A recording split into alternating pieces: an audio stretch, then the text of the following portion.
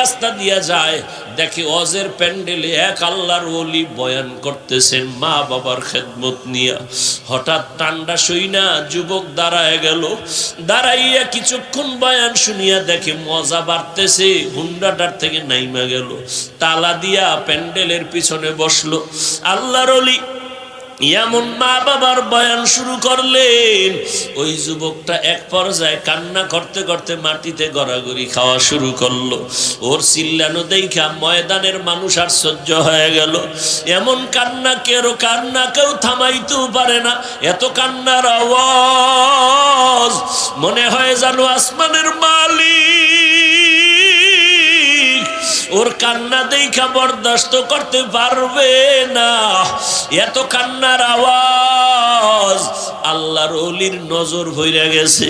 আল্লাহর ওলি ডাক দিয়া কয়, এই তোরা ওদিকে যাস না।